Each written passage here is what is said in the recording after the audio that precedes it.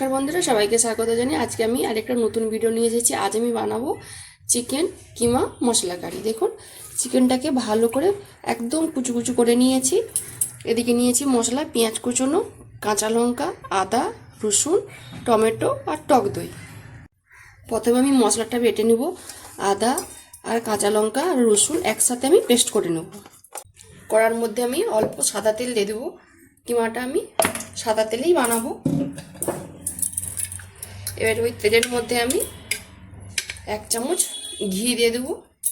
ঘিটা গলে গেছে। এবারে ফোড়ন দিয়ে দেবো গোটা জিরে, শুকনো লঙ্কা, গোটা গরম মশলা। এবারে দিয়ে দেবো কুচনো পেঁয়াজ, নুন দেবো।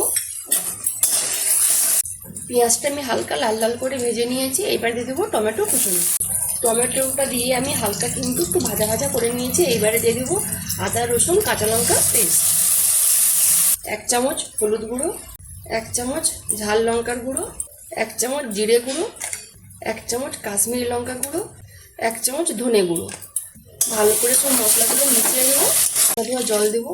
মশলাটা আমার ভালো করে কষানো হয়ে গেছে। সাইড থেকে তেলও ছাড়তে শুরু করে দিচ্ছি। এইবারে দিয়ে দেবো আমি চিকেনের কিমাটা। ভালো করে মশলার সাথে আমি মিশিয়ে নেব। মাংসটা দিয়ে আমি কিছুক্ষণ একটু কষিয়ে নিয়েছি। এইবার দিয়ে দেবো আমি ফেটিয়ে রাখা টক দই।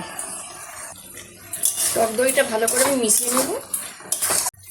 টক দইটা দিয়ে আমি কিছুক্ষণ কিন্তু কষিয়ে নিয়েছি। এইবারে আমি দিয়ে দেবো কস্তুরি মেথি পাতা। কিমাটার উপরে আমি অল্প একটু জল দিয়ে দেবো। আর একটু আমি নুন দিয়ে দেবো। পেঁয়াজ ভাজার সময় তো নুন দিয়েছিলাম, আর 1 চামচ আমি নুন দিলাম। জল দিয়ে আমি 3-4 মিনিট ভালো করে ফুটিয়ে নিয়েছি। তরকারিটা কিন্তু আমার হয়ে গেছে। এবার উপর থেকে গরম মশলা গুঁড়ো আর কিছুটা ধনে পাতা কুচোনো ছড়িয়ে দিয়ে আমি নামিয়ে নেব। তরকারিটা আমি জায়গাতে ঢেলে নিয়েছি। আর গার্নিশের জন্য উপর থেকে একটু ধনেপাতা কুচোনো ছড়িয়ে দিয়েছি। দেখুন দেখতে কত সুন্দর লাগছে, আর খেতে কিন্তু সত্যিই অসাধারণ লাগে। আর এই চিকেন কিমার মশলা তরকারিটা কিন্তু রুটি, পরোটা, লাচ্ছা পরোটা যে কোনো দিয়ে খেতে কিন্তু ভালো লাগে। যদি আজকে এই রেসিপিটা ভালো লেগে থাকে তাহলে অবশ্যই একবার বাড়িতে বানিয়ে খাবেন আর আমাকে কমেন্টে জানাবেন। যেসব বন্ধুরা আমার রান্নার ভিডিও দেখতে পছন্দ করেন তারা আমার পেজটাকে লাইক, কমেন্ট, শেয়ার করবে। আর যারা ইউটিউব চ্যানেল থেকে দেখছেন তারা সাবস্ক্রাইব করে পাশের ঘন্টাকে ক্লিক করবেন। সবাই ভালো থাকুন, সুস্থ থাকুন আর সাবধানে থাকুন।